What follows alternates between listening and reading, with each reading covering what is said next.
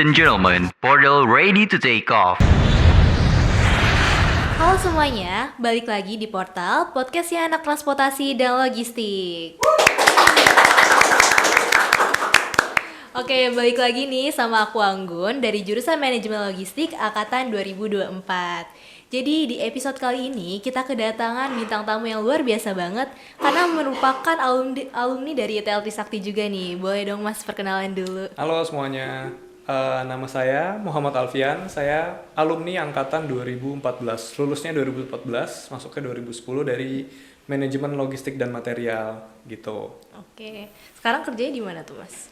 Kalau sekarang kerjanya di Daimler Commercial Vehicle Indonesia, ini tuh perusahaan manufacturing dan sales dari perusahaan Jerman, Daimler namanya. Itu kita produksi truk, kemudian produksi bus untuk merek Mercedes-Benz gitu. Ya. Aku di bagian logistiknya. Bagian gitu. logistiknya ya. Oh iya Mas, kan kita nih sama-sama satu jurusan loh. Aku juga logistik. Oh ya. Tapi kebetulan masih semester 1. Jadi masih belum terlalu tahu soal logistik gimana. Mungkin nanti aku bakal tanya-tanya Mas Alfian tentang gimana nih perusahaan-perusahaan logistik di Indonesia ya. Tapi sebelum kita masuk ke perusahaan-perusahaan nih Mas, aku mau flashback dulu nih ke masa muda nih. Nah, waktu kuliah tuh gimana aja sih Mas? Dulu tuh sebetulnya kalau kita lempar ke berapa ya, 10 14 tahun yang lalu, udah lama ya, banget ya. 2010 itu jadi lulus SMA kita masuk STMT Trisakti dulu kan namanya STMT Trisakti, sekarang ITL Trisakti ya berubah. Dulu pertanyaannya kenapa aku sama sekali nggak masuk coba untuk negeri atau apa, tapi karena lihat di sini apa ini jurusan logistik gitu kan. Di kampus lain tuh nggak ada, hanya teknik industri kayak gitu-gitu. Jadi belajar deh apa nih gitu kan, lihat dulu ternyata udah kita masuk, dijalanin. Di tahun pertama ya kita mungkin masih bingung ya, apa sih logistik itu, banyak hitungannya atau enggak gitu, banyak belajar hitung-hitungan atau enggak gitu ya. Ternyata ada beberapa seperti manajemen operation, kemudian statistik, kemudian matematika ekonomi pasti ada juga belajar. Tapi ya di lain itu banyak practical things yang kita nggak dapetin di dunia kuliah gitu di sini. Karena kan banyak beberapa dosen itu dosen-dosen praktisi gitu. Jadi mereka yang langsung di bidangnya gitu. Jadi sharing di sana gitu. Itu sih yang valuable knowledge-nya dulu pas di masa kuliah gitu. Kemudian selain kuliah juga kita ikut biasa himpunan mahasiswa, kemudian UKM gitu kan. Ya seperti itu sih gitu kurang lebih. Itu juga yang membuat Mas ini jadi tertarik di bidang logistik juga ya? Betul. Jadi memang dulu pertama alasan terbesarnya itu kenapa? Karena satu di STMT atau ITL ini ya satu-satunya jurusan logistik gitu, iya. Betul. Unik kan, belum ada gitu. Sementara semuanya itu nginduk dulu ke teknik industri gitu atau manajemen industri gitu. Nah, di dalam manajemen logistik ini ya turunannya banyak gitu. Ada yang mulai dari purchasing, kemudian procurement, inventory, segala macem gitu. Jadi kita belajar banyak dari situ, gitu sih. Terus selama kuliah tuh ada tantangannya juga nggak sih Kak? Dalam belajar atau lingkungannya gitu? Untuk tantangannya sih sebetulnya kita ngomong tantangan dari mata kuliahnya dulu kali ya. Kalau belajarnya itu sebetulnya selama kita senang sama mata kuliahnya sih nggak terlalu gimana gitu, karena kan kita mau belajar nih semuanya kayak apa sih si logistik ini itu, gitu. Jadi karena dulu juga sering baca ini juga nih literatur logistik itu dulu belum ada yang zaman sekarang banyak nulis dari buku-buku. Jadi kita tuh dulu referensinya dari mana? Donald Bowersox. Jadi penulis-penulis luar semua gitu. Jadi kayak banyak, ada beberapa di sini cuman belum banyak gitu literaturnya. Jadi sekarang, ya. Selain itu kita juga belajar referensi kayak gimana sih logistik Amerika seperti apa, terus pergerakan barang di pelabuhan Singapura seperti apa, kemudian di Frankfurt seperti apa, bandara seperti itu gitu. Jadi kalau belajarnya sih sebetulnya tidak ada kesulitan dan tantangan sendiri karena dari kitanya sendiri, dari akunya sendiri senang nih Seneng gitu. ya. Apa sih logistik gitu loh. Jadi mau tahu terus gitu. Kemudian kalau dari sisi lingkungannya nggak terlalu yang menantang bagaimana ya, karena ya pasti surrounding personnya, surrounding teman-temannya itu networknya juga mendukung gitu, ya? jadi enak sih Okay. gitu. Tapi Mas Alfian waktu dulu tuh tipe yang kupu-kupu gitu ataukah main atau gimana? Dulu kebetulan kuliah, rumah aku dulu nggak jauh di Depok sebetulnya. Itu lumayan juga sih. Lumayan ya. Lumayan, Cuman karena dulu mikirnya pasti dalam satu hari kuliah ini nggak jadwalnya nggak berurutan. Ada yang jam 9 nyambung lagi jam 2 gitu kan. Akhirnya dulu aku ngekos. Nah di sela-sela ngekos itu ya biasa nongkrong atau sama nongkrong bareng-bareng anak-anak HM atau UKM gitu, karena dulu belum yang seperti sekarang. Kalau sekarang kan mungkin kan udah pada aktif di ikut tulis jurnal ya, atau ikut-ikut studi banding atau apa gitu. Kalau dulu belum, source-nya belum sebanyak itu. Jadi mungkin advice-nya buat anak-anak sekarang itu ya dimanfaatin tuh channelnya gitu. Iya benar banget, relasi juga ya Kak. Betul. Berharga banget sih harusnya. Oke. Terus waktu kuliah tuh Kakak pernah ikut magang gitu nggak sih Kak? Dulu magang itu di semester 6 ya. Aku ikut magang dulu. Nah ini juga nggak tahu sih untuk magang itu channelnya sekarang sudah lebih baik atau belum. Tapi kalau dulu belum, jadi kita harus cari sendiri gitu. Jadi waktu dulu pas magang itu kebetulan kita lempar CV sendiri, masuk sendiri ke perusahaan-perusahaan industri gitu kan. Akhirnya dulu dapat di Halim. Di perusahaan forwarder namanya Agility International gitu. Agility International itu perusahaan luar yang bergerak di bidang freight forwarding, third party logistik, warehousing dan lain-lain. Gitu. Itu waktu di situ sebagai apa Kak? Terus kerjanya ngapain secara spesifik? Udah lama banget lagi, 2013 ya. Iya. Oh iya 2013 dulu. Itu di Ocean dokumen ekspor kalau nggak salah. Jadi kerjanya itu untuk magangnya nggak terlalu spesifik, kita banyak terjun untuk ngerjain kerjaan-kerjaan yang teknikal, karena kan ada anak magang itu mungkin mereka harus jaga beberapa batasan confidentiality dari perusahaan kan. Jadi kita hanya ngerjain masalah dokumen kayak seperti kalau laut itu ada dokumen pengirimannya kan, ada bill of lading, kemudian ada LC, letter of commerce, kayak gitu-gitu. Jadi ngurusin bagian situ ya Kak? Iya, lebih ke arah situnya sih. Oke. Terus kan setelah lulus kuliah nih Mas, terus nyoba ngelamar kerja tuh di mana? Atau boleh diceritain nih dari awal setelah lulus kuliah? Jadi dulu lulus kuliah itu, aku kan lulus 3,5 tahun ya. Jadi memang dulu ada beberapa teman-teman yang lulus 3,5 tahun ditanyain, lu mau kemana sih, lu mau kemana gitu.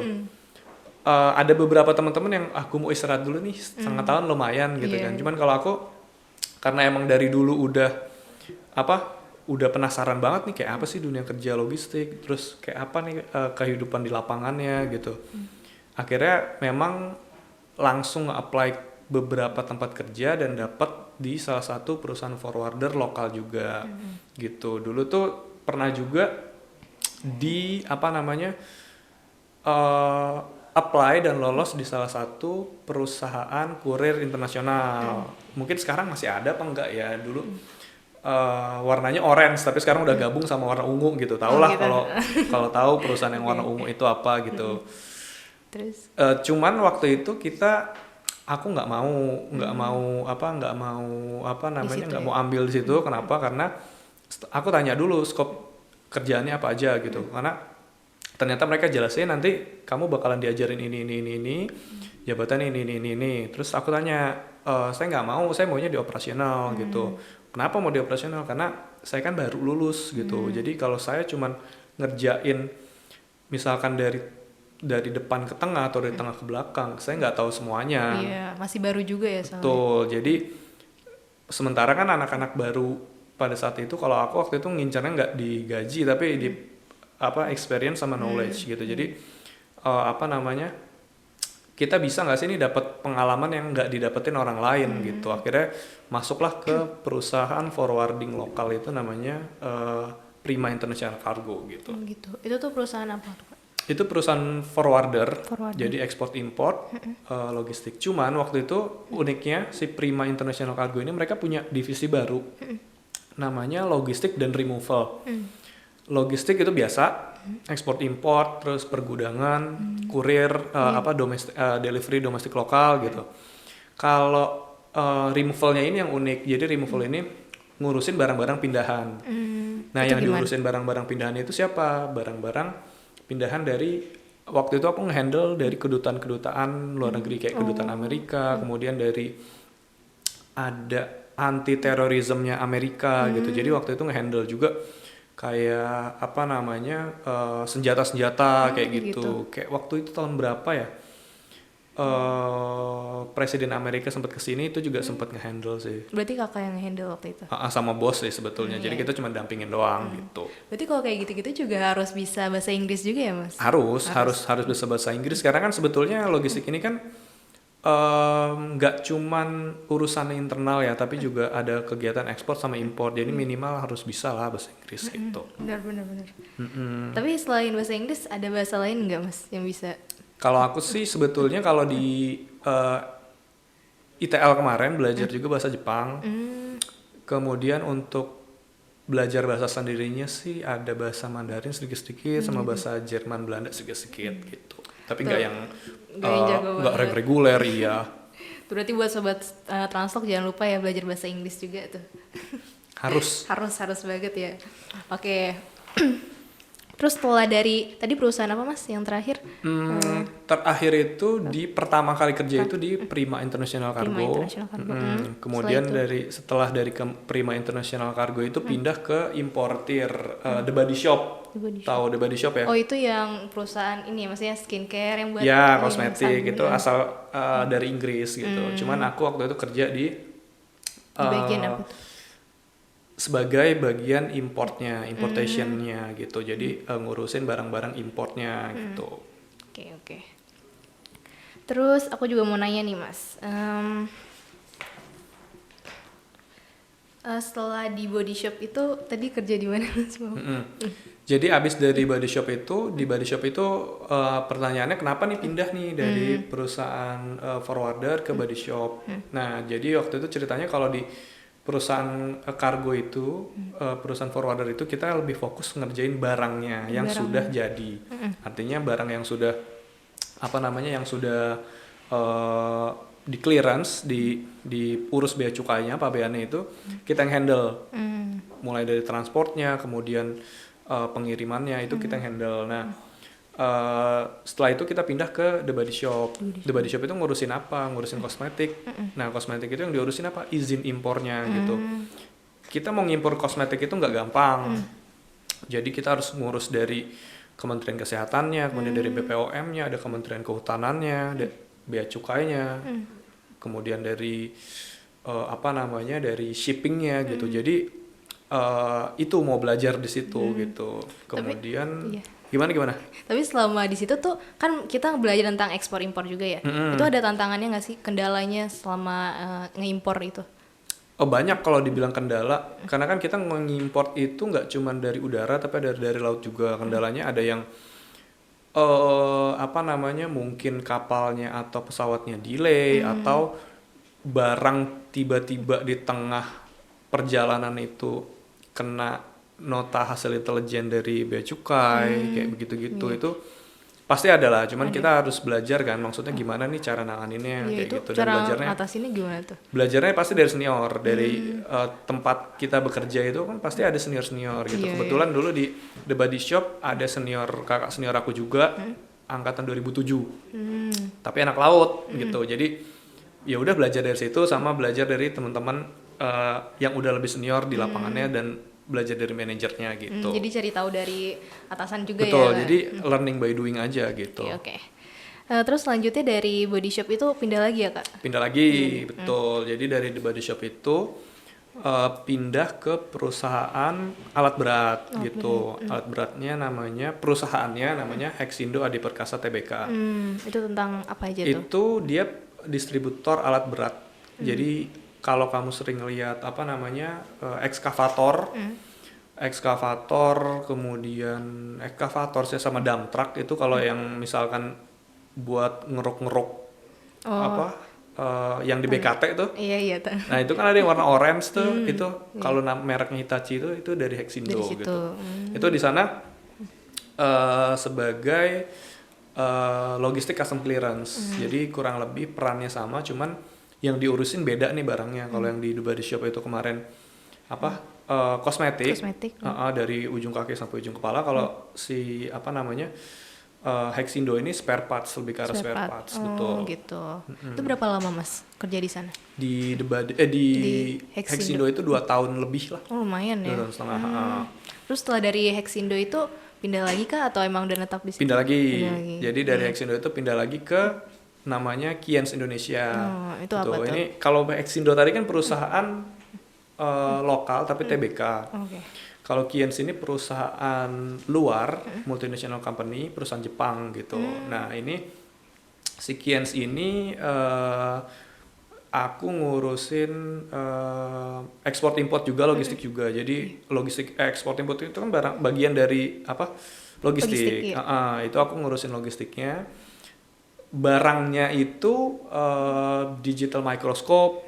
Kalau misalkan pernah ngelihat YouTube yang ada YouTuber kalau dia ngelihat diambil ditaruh di preparat mikroskop terus di zoom in diperbesaran berapa kali, itu salah satunya mikroskop Kiens gitu. Jadi ada produknya itu digital microscope, digital micrometer, kemudian sensor, kemudian laser marker. Intinya barang-barang yang high technology instrument lah gitu. Teknologi ya. Di sini belum ada yang bikin gitu, makanya kita import semuanya dari Jepang gitu.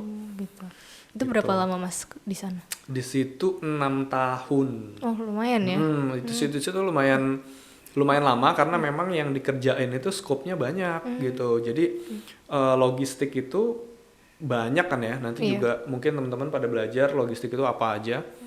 Jadi yang di perusahaan terakhir kemarin ini di Kiens ini kita belajar untuk gimana cara purchasing barang, kemudian gimana caranya ngitung inventory level, kemudian gimana caranya belajar ngitung budget buat inventory, terus ngitung buffer stok aman untuk replenishment. Jadi sebelum barangnya habis itu udah diisi ulang lagi gitu supaya nggak kehabisan stok. Kemudian dari itu kita juga ngurusin ekspor importnya, kemudian ngurusin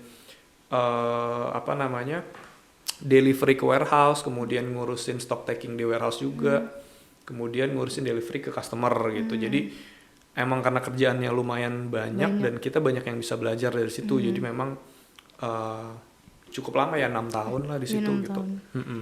Terus setelah dari situ tetap di situ apa gimana Mas? Setelah dari situ baru kita pindah terakhir ke Daimler Truck ini gitu. Ke perusahaan Jerman manufacturing truck dan bus. Itu posisinya sekarang sebagai apa tuh Mas? Di sini aku jadi asisten manajer. Keren dong ya, udah jadi aspen nih.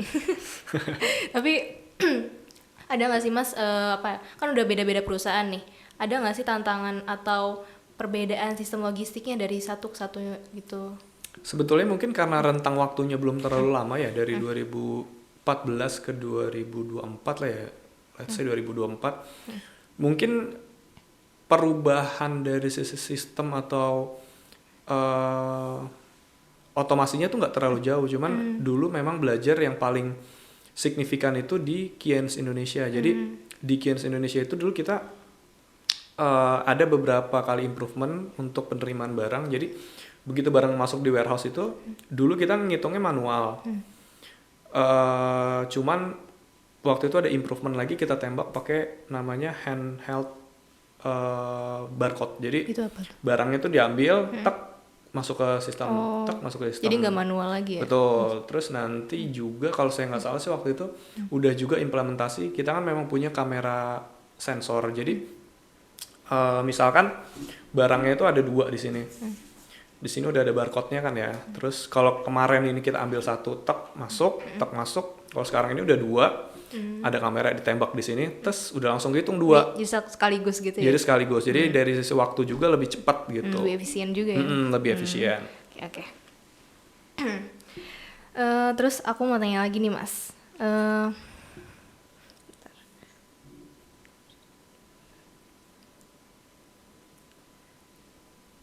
Tadi di perusahaan komersial truk itu lebih spesifiknya job desk-nya ngapain aja? Itu lebih ngurusin masalah ekspor dan import untuk spare part juga gitu. Jadi spare part kayak baut, kemudian apa namanya skrup kayak bearing kayak gitu-gitu buat truk dan bus gitu. Jadi lebih ke arah apa ya? Lebih ke arah spare part dari kendaraan, kurang lebih sih sama kayak kendaraan apa? Kendaraan kita biasa pakai itu. Itu Mercedes ya Mas? Itu mereknya Mercedes-Benz gitu. Okay. Terus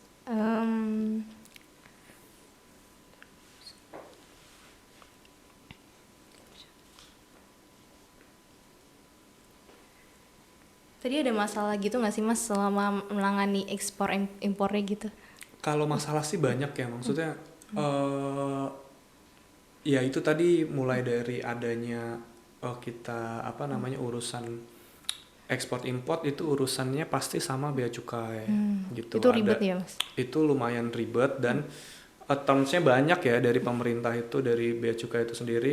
Tapi selama kita tahu aturannya, selama kita ngikutin, itu seharusnya dari prosesnya kemudian ngurusinnya itu juga nggak ribet gitu. Dan selain dari bea cukai kan di bawah Kementerian Keuangan. Kalau untuk import itu kita tergantung dari barangnya apa gitu. Jadi kayak misalkan dulu kosmetik berarti hubungannya sama BPOM, kemudian Kementerian Kesehatan gitu kan.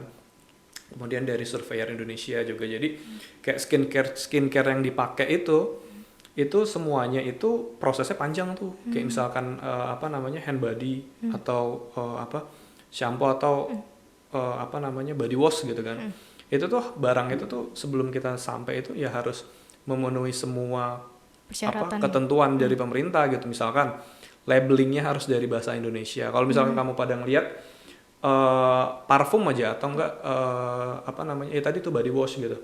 Kalau misalkan kita lihat, kalau kamu ke toko pasti perhatiin deh manufakturingnya siapa, terus importernya siapa, terus labelnya itu pasti pakai bahasa Indonesia karena semua barang yang masuk ke sini itu untuk kosmetik itu harus di labeling dalam bahasa Indonesia karena itu ketentuan dari si Kementerian Perdagangannya juga gitu. Nah memang kesulitannya itu kalau apa namanya kesulitan terbesarnya itu kalau import itu kita harus apa ya istilahnya tuh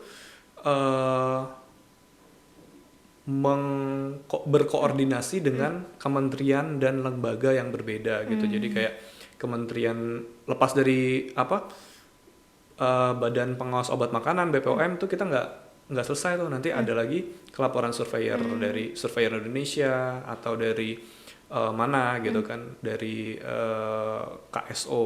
Jadi panjang gitu panjang, ya? Stepnya harus panjang dan setelah itu semua selesai baru kita masuk ke bea cukai. Bea cukai itu apa? Ya perhitungan bea masuk, kemudian kita bayar bea masuk, PPN, PPh, baru barang itu bisa sampai di sini gitu. Berarti kan Mas Alfian ini sekarang udah jadi asmen ya Mas? Itu ada tantangan terbesarnya nggak sih selama menjadi asmen ini? Kan udah beda ya? Iya sebetulnya sih lebih ke arah apa leadership dan wisdomnya aja sih. Jadi untuk masalah teknikal, untuk masalah pekerjaan semuanya mungkin bisa belajar ya. Kayak skill itu bisa belajar, knowledge itu bisa belajar. Tapi kalau attitude dari leadership itu yang sudah belajar pun itu masih harus kita harus berpikir gitu loh. Maksudnya nggak bisa dengan kita saya sebelumnya udah assistant manager gitu, kemudian naik lagi jadi assistant manager atau naik lagi jadi manager atau naik jadi senior manager. Itu seiring bertambahnya umur itu nggak menjamin bahwa kita bisa memberikan apa leadership yang sesuai dengan umur ataupun tingkatan level gitu. Jadi mungkin buat teman-teman yang baru mau nyari kerja atau baru udah lulus gitu, itu jangan deh langsung mikir nanti gue mau gaji segini terus mau langsung jadi manajer atau assistant manager, karena memang outputnya nanti yang didapatkan bakalan berasa ke tim gitu. Jadi lebih ke arah apa ya? Mungkin lebih ke arah attitude yang kita kasih itu bakalan beda efeknya gitu. Berarti juga harus nyari pengalamannya dulu ya Mas. Betul. Nggak langsung naik tinggi gitu. Betul. Semuanya sih harus ngalamin apa step-step sih gitu. Jadi itu sebagai apa pembelajaran kita juga gitu. Terus sekarang di perusahaan komersial ini berarti udah bakal tetap di sini aja atau gimana Mas? Belum tahu sih karena sebenarnya gini, goals karir itu kan masing-masing orang aspirasi karirnya itu beda-beda.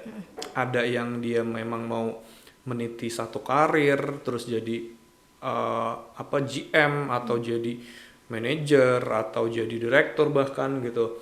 Atau ada juga yang aspirasi karirnya, oh enggak deh, aku cuma mau nyari gaji gitu kan. Oh enggak deh, atau aku cuma mau nyari apa namanya jabatan gitu kan. Jadi aspirasi karirnya beda-beda. Jadi mungkin untuk apa teman-teman dari ITL ini yang baru lulus ataupun yang sudah lulus dan sedang mencari kerja, jadi tentukan dulu nih aspirasi karir kalian mau kemana gitu. Apakah memang mau stay di satu perusahaan dan struggle di situ dihadapin semua untuk jadi satu apa jabatan tertentu, atau memang kalian mau nyari knowledge kemudian experience. Kalau aku sendiri kebetulan dari awal itu memang nggak ngincer jabatan atau nggak ngincer gaji, tapi kita mau ngincer apa nih experience yang bisa didapat satu, kemudian apa sih pengetahuan yang kita nggak dapat dari perusahaan sebelumnya.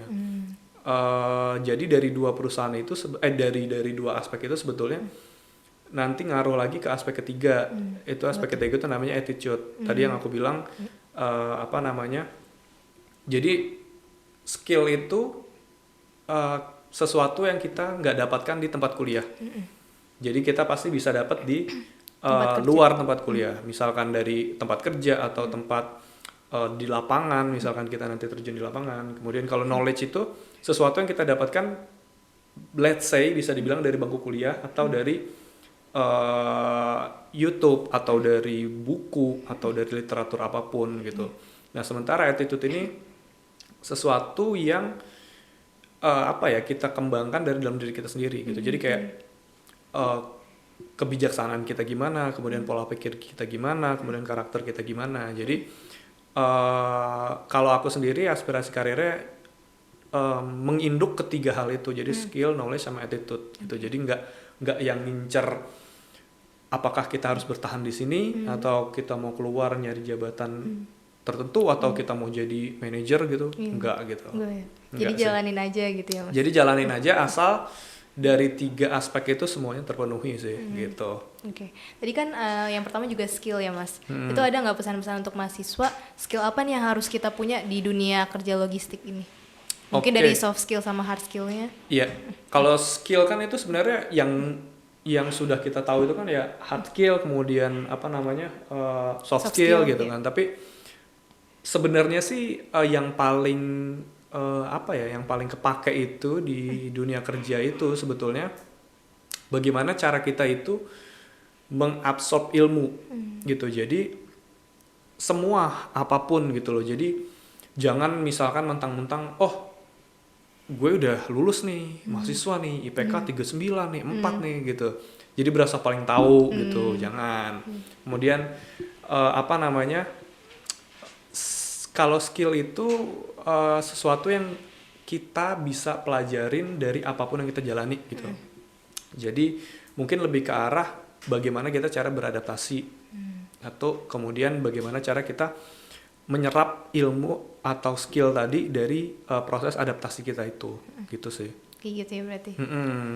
Terus ini kan perjalanan karir Mas Alfian ini udah panjang banget ya. Ada pesan-pesan terkhusus nggak untuk mahasiswa ini yang nonton? Ya, sebetulnya sih pesannya singkat aja. Jadi kalau menurut dari pandangan aku gitu, yang belum lama-lama banget lah, baru 10 tahun gitu kan, itu sebetulnya tentuin dulu nih setelah lulus kamu mau apa gitu. Jadi apakah setelah lulus itu mau daftar jadi manajemen trainee atau baru lulus itu langsung mau netapin gaji segini gitu kan. Kayak waktu itu kan pernah ada yang viral tuh di itu lulusan UI bla bla bla segala gitu. Iya. Itu janganlah gitu. Jangan ya. Jadi lebih baik kita udah kita ikutin aja dulu market seperti apa. Maksudnya market pencari kerja gitu. Terus kita yang kedua itu kamu harus tentuin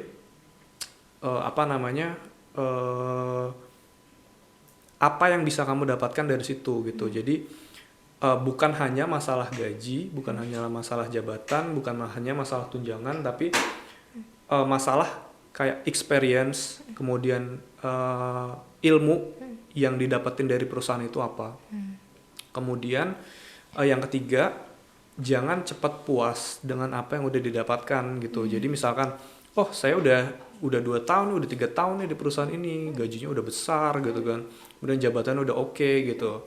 Tapi itu hanya di perusahaan itu aja gitu kan, hanya di kolam itu aja. Kamu nggak tahu di kolam luar itu kolamnya lebih besar gitu kan. Mungkin lebih parah juga. Betul, kolamnya lebih besar, challenge-nya lebih besar, ilmunya lebih besar gitu. Jadi coba untuk cari opportunity, ningkatin bukan hanya gaji dan jabatan, tapi knowledge, skill, experience kayak gitu sih. Tapi sebenarnya Mas Alfian ini dulu ikut MT juga nggak sih Mas? Pernah, cuman nggak aku ambil gitu, nggak aku ambil karena mungkin kurang sesuai lah sama aspirasi karir gitu, sama pandangan aku ke depan tuh kayak kurang gitu. Jadi lebih ke arah nggak ngambil ke situ gitu.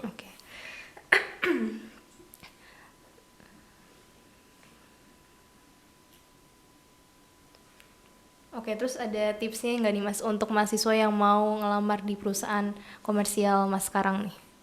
Sebetulnya sih tipsnya itu bukan untuk mengelamar ke perusahaan komersial atau spesifik ya, tapi lebih ke arah sebelum melamar pekerjaan itu mungkin jangan dulu ngelihat perusahaannya apa, kemudian jangan dulu ngelihat perusahaannya terkenal apa enggak, atau perusahaannya di SCBD apa enggak gitu, jangan deh gitu. Bisa jangan anak muda itu, gitu ya Mas? Iya, itu dibuang jauh-jauh deh pikiran kayak gitu.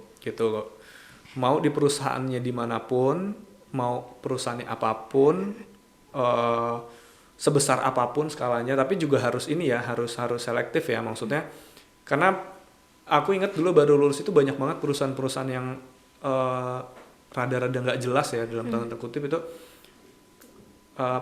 melakukan penipuan gitu. Jadi kayak kamu bayar segini baru bisa masuk, kamu bayar segini baru bisa masuk, itu jangan. Jadi jangan dulu nyari perusahaannya namanya besar, jangan dulu nyari lokasinya di mana, jangan dulu nyari gaji, tapi dilihat apa sih yang bakalan kita kerjain di sini, terus apa sih yang bakalan kita dapat dari sini gitu. Kemudian paling setelah itu ya kita harus tetap update sama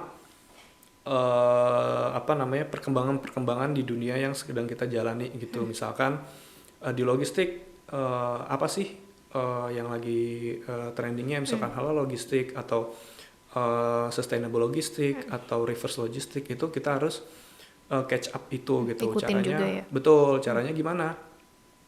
Literasi, kemudian sertifikasi, sama pendidikan sih. Maksudnya kita nggak jangan buang deh pikiran jauh-jauh kalau orang udah kerja itu jadi kita udah tahu semuanya gitu. Enggak gitu. Jadi justru udah kerja itu kita harus ikut pelatihan dulu, masih banyak lah yang harus dikejar. Tetap belajar juga ya? Iya, tetap belajar, itu prosesnya tetap jalan gitu. Oke. Itu guys pesan untuk mahasiswa, apalagi yang buat fresh graduate juga ya Mas, yang lagi mau ngelamar kerja atau nyari-nyari kerja. Betul banget. Terus oke nih Mas Alfian, terima kasih udah datang di sini, udah menginspirasi banget untuk kita semua, apalagi untuk mahasiswa fresh graduate, karena ceritanya ini menginspirasi banget ya guys. Gitu. Oke, buat Sobat Translog jangan lupa untuk selalu follow IG ITL Trisakti, TikTok ITL Trisakti, YouTube dan lain sebagainya. See you next time. Bye. Bye.